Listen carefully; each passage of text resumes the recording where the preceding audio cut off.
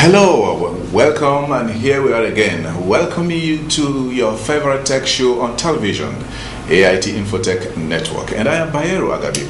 To be part of the show, please email or text us your comment and suggestions to bayero@aitinfotechnetwork.com. On the show this week, we are featuring a special segment called Innovate to Develop, the essence of Nigeria platform and its likely impact on the Nigerian ICT space. Plus, our guest of the week, Dr. Eugene Juwa, the Executive Vice Chairman of the Nigerian Communications Commission, in an exclusive interview, speaks on internet quality and the challenges of regulating Africa's biggest telecoms market. But first, here is a tech update as captured by Francisca Nana.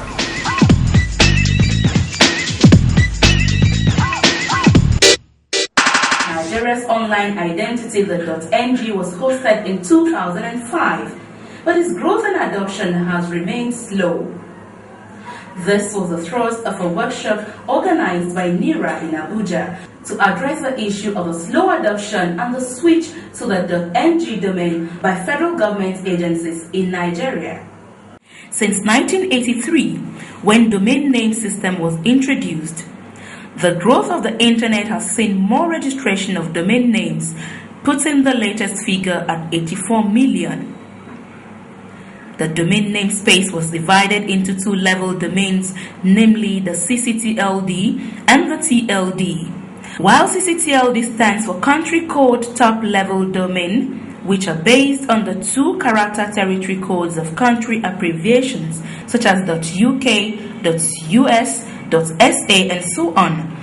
The top-level domains, also known as TLD, include .com, .ng, and .org.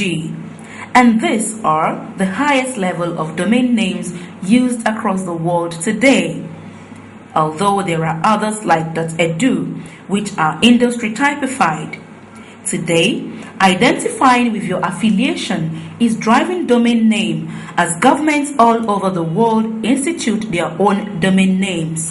The then President, Chief Obasanjo directed that NIDA should take control and make sure we actually manage our domain. And we, in consultation of our stakeholders, gave that to NIDA. In Africa, the first country code level domain had generally proven unpopular. As a recent report by .Connect Africa, an internet research firm, showed that 80% of African domain name registrants prefer .com or .org, which registrants say are price competitive, reliable to register, and has wide recognition. The rate of adoption of mobile devices and application is increasing exponentially, and businesses see it as the best opportunity to engage markets. A recent report on the scope of mobile usage worldwide says in 60 seconds there are 168 million emails sent, 98,000 tweets posted, and 695,000 Facebook updates. And with over 100 million mobile subscribers in Nigeria, analysts say mobile money will be a runaway success. Over 100 million mobile phones already in Nigeria. So just to add the payment platform on top of that layer to make it work. And all we have to do is to encourage all the service providers to bring out their products and start encouraging the populace to start making these payments. Okay. Although statistics reveal that over 35 million adults in Nigeria are unbanked, experts are optimistic the majority of cash transactions will be replaced by digital ones made possible by our mobile phones. Easy Wallet is an interface between the customer and banks as well as mobile money operators. In other words, it enables them to have access to mobile financial services.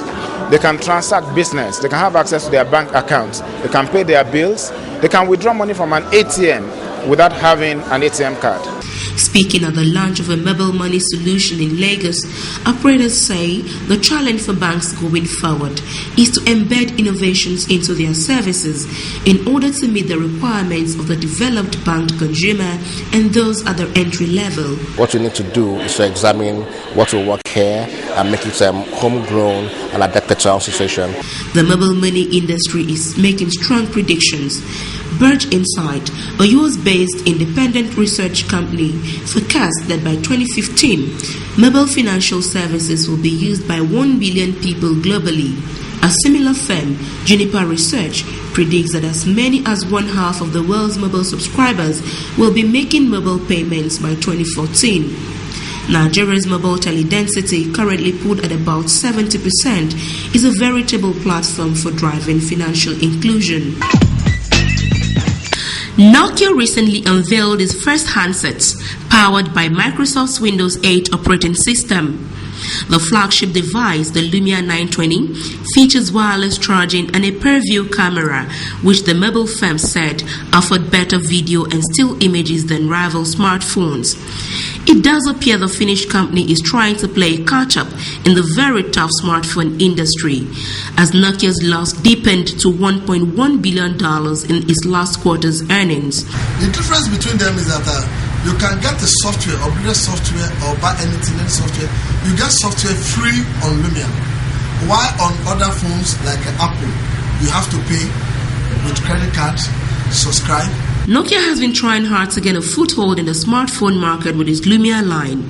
It tried to make a big splash this year with the Lumia 900 and backed this phone with an enormous promotional campaign, but sales were still not exciting. The company later demonstrated a feature called Nokia City Lens, which allows people to point the Lumia camera at restaurants and other local businesses and see reviews digitally overlaid on top of the image. It also showed the Fat Boy, a pad that a phone can be placed on to charge its battery. The only phone that I can compare Lumia with is iPhone 4S and the Samsung X3. Although Nokia is promising consumers that the Lumia 920 will deliver better experiences than is available on rival smartphones, the trouble is that many consumers will probably not hear the message. A good number of smartphone users we spoke to do not own a Nokia mobile any longer. Nokia remains prominent in the low-end market. Hello, I'm Bayero Agabe. As we face the new society driven by data and information, CyberAfrica provides you a trusted platform. Here we understand how telecoms, the internet and the media are redefining our world. By now, Nigeria should have been at least, consuming its own petrol that has been refined in this country. From music to tourism, politics to business, and education to governance.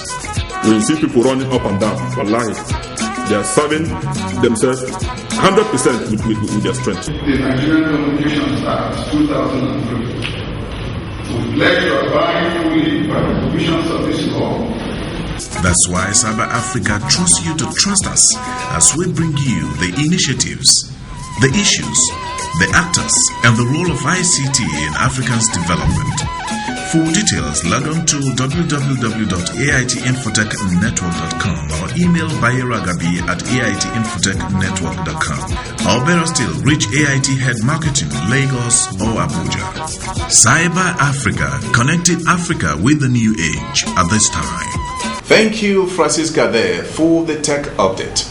And now to our E-Innovate to Develop series. The E-Nigeria platform, designed by NIDA, is an annual show that showcases the best of Nigeria in ICT innovation and capacity. In this feature, we take a look at its likely impact on the Nigerian ICT space.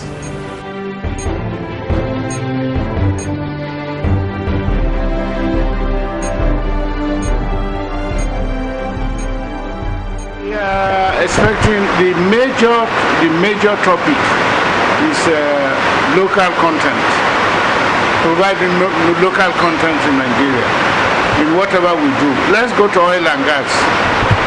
Do we have local content in what we are doing in in oil and gas? No. Do we have real local content In education, no.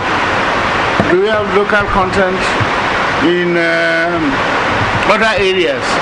How do we bring in local content? Let's take, for example, what is happening in Nollywood. You know, these plays and so on. We can bring a lot of local content because ICT-driven content using adverts, games, folklore, and other things, combined with other areas in ICT, will bring more glamour to the industry. We have to look inwards in Nigeria. How can we develop without having our local content? We can upload our music, we can upload our culture in the cyberspace. We could have local things in the area of tourism. We can use it for tourism. You use it to even brand the country. We use it to brand the country because IT as a tool can be used in branding the country. So these are areas. We develop internet exchange. So these are the things we are doing to assist in local content, to make sure that our traffic is local. Not that you want to send a mail to somebody, he has to hit somewhere in Europe before he comes back. We develop the facilitated NIRA, Nigeria Internet Registration Association, so that Nigeria could have more local content. You have your website, so that it's going to be your name.ng. Nigeria is the name. For Nigeria, the name in the web that is known is NG. Just like what you have in telecommunication, where you have +234. So the one you have in the internet is .ng. Like the way we structure our programs there, we look at human capital development, we look at infrastructural development, we look at institutional development. Now, in these different areas, 3 different areas, we've done quite a lot. And during the first quarter of this year, we've actually launched some of the things that we were expecting to do in these 3 areas. For instance, in the area of infrastructural development, about last year, we did about 200 RITCs, which is Rural Information Technology Centers, which are like a typical cyber cafe or computer lab, but we are putting them at local government headquarters. We've done about 40 in this quarter, bringing the total that we have across the country to about 240. And the target is to get to all the 77 local governments of the Federation.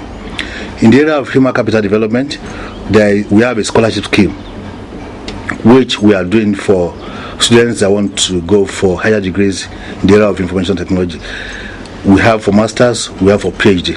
As we speak, some of our students are getting ready to go and resume in the UK, in the US, and some other embassies for their masters and PhD programs. How do you intend to penetrate people in the grassroots? Very good question. Very good question. You know, it is a general knowledge that 70% of Nigerians live in rural areas. But I tell you that these people, they are ready to embrace ICT. For instance, when telephone first came, it was mainly in the urban areas. But gradually it went to rural communities. Now I can talk to my mother in the village. She can call me and talk to me. And we are using this one to say, okay, this in the same vein, ICT can penetrate rural areas. Farmers can go on the net to search for prices of agricultural items. They can study weather, even diseases that are very common in rural areas. They can know about them on the internet. One, maybe through their words, who can read and interpret to them. And there are even some solutions that you don't need to be educated. There are signs that you just that take you around the internet to get whatever you want to do. And we are, like I said, that the ICT plan, for the plan that we have specific actions and programs for the local, for the rural areas too, at the federal level, state level, and even local government area. Even Abuja, do you know that we have rural areas? Thanks for being there with us so far. But remember to text your comment and suggestions to the number on your screen. Or you can email us bayero@aitinfotechnetwork.com. Before we let you have the hook, here is the EVC of the Nigerian Communications Commission, Dr. Eugene Juwa, in an exclusive interview speaking installed on the Nigeria internet quality and the challenges of regulating the telecom space in Nigeria. Stay with us. First, I start this way. I congratulate you because you're part of the ministry celebrating 1 year the first ministry for communications technology we have. Thank you. First, let me also ask you, how smooth has it been, or rough has it been in the past 1 year, regulating the industry? Well, from the perspective of regulator, it is not an easy job because we are placed between the consumers and the service providers. And we have to satisfy both the consumers and satisfy the service providers. At times, it's a delicate balance. So it has not been easy. But we have been lucky to have a ministry run by a minister that understands the issues. She has helped us, assisted us in all these issues, especially the one that involves intervention by the government.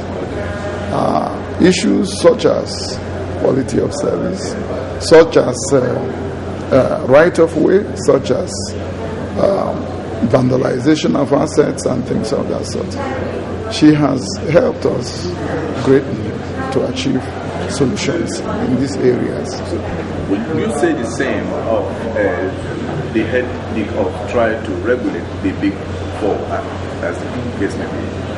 Well, we are regulators, and we have authority by law to make laws which are subsidiary laws.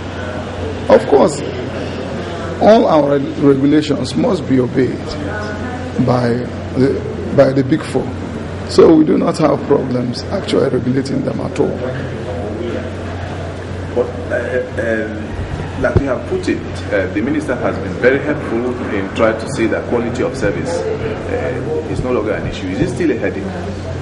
Yeah, well, quality of service is still not as good as we would wish. Yes. And additional to the sanctions which we rolled out lately, we have agreed, periodic milestones which we expect the operators to meet. And are they working with those? Well, the first milestone hasn't come. Yeah, the first milestone hasn't come. These milestones are necessary because we do not have to sanction them every month, because the issues of quality of service involves investment, and it takes time for equipment to be ordered, it takes time for it to be installed. So we, as a responsible regulator, have discussed with the operators and we have agreed on milestones which they will meet periodically.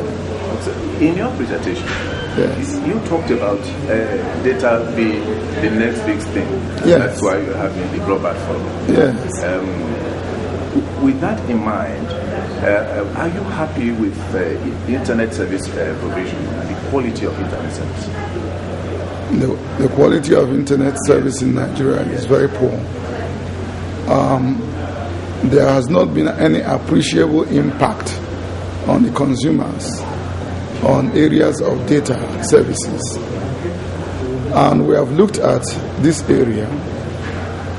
That's why we have come up with an initiative for broadband implementation in Nigeria.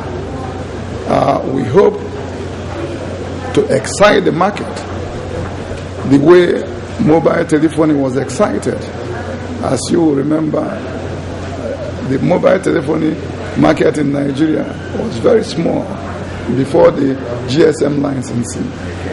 And we are trying to replicate now with broadband what happened after those licenses have been issued to GSM operators. Let's hope for the internet quality. Well, the internet quality, as I said, is very bad. Yeah. They are not reliable, they are epileptic, and that's why we are addressing it we are making a regulatory intervention in this area to improve it. Another issue that I want to find out is that the landlines, are you also doing something in this line to ensure that the landlines are back? Well, the issue of quality of service actually comes also partly from the fact that mobile telephony is the primary service we have in Nigeria. There are no landlines, and everybody uses mobile service in the office, outside the office. So there's a lot of pressure on mobile services. What we hope is that our broadband initiative will make the provision of fixed telephony easier, and some of these capacities that are burdening the mobile service providers now will be shifted to the fixed services that will come. So just a little bit back, what specific impact would you say the Ministry of Communication Technology has made in trying to, in relation to making your job easier? Well, the ministry sets policies, and we are supposed to work within these policies.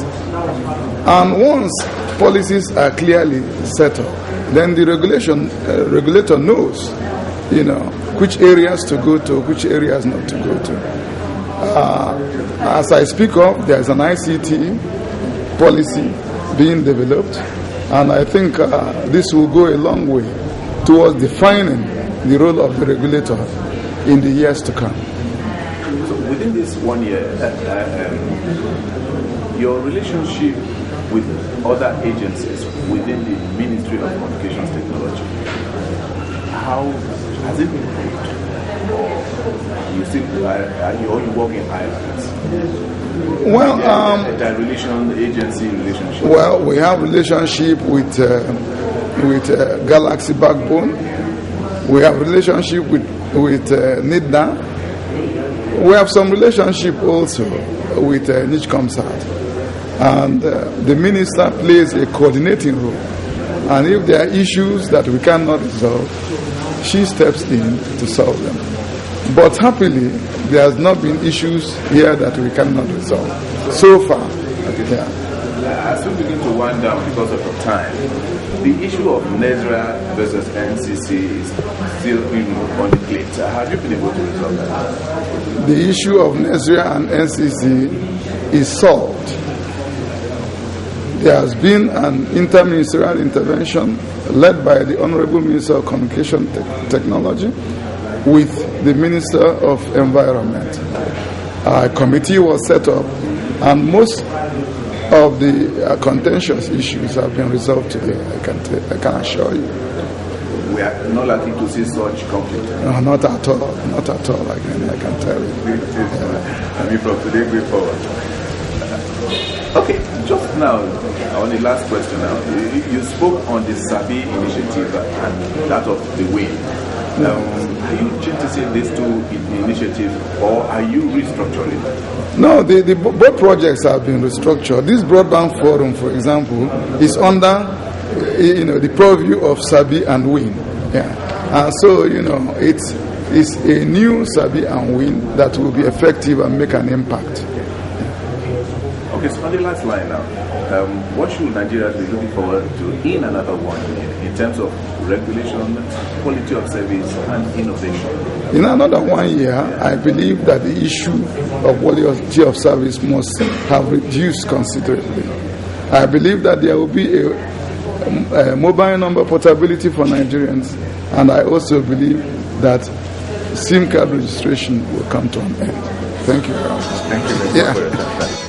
The groundbreaking efforts of African visionaries who, with undying passion and commitment, have succeeded in pioneering technologically innovative applications of new media in African journalism and the media. Infotech Network. This is a story of a continent awakening. AIT Infotech Network. Over the past years, has played a critical role in empowering Africans with skills and insights into the use of ICTs in the context of a globalized world. Join Africa's best ICT broadcast journalist of the year, Bayero Agabi from Nigeria, to browse the world of ICTs for its impacts, relevance and role in uplifting Africa from poverty. For details, please log on to www.aitinfotech.com or Bayero Agabi at aitinfotech.com, or better still, AIT Head Marketing, Alabado, Lagos. AIT Infotech Network, bridging the digital divide. That is the show for the week. Please reach us via email, Facebook, or text the number on your screen for your comment and suggestions on the issues we have raised on this program. Until next week, I remain yours sincerely, Bayero Agabi. Bye-bye.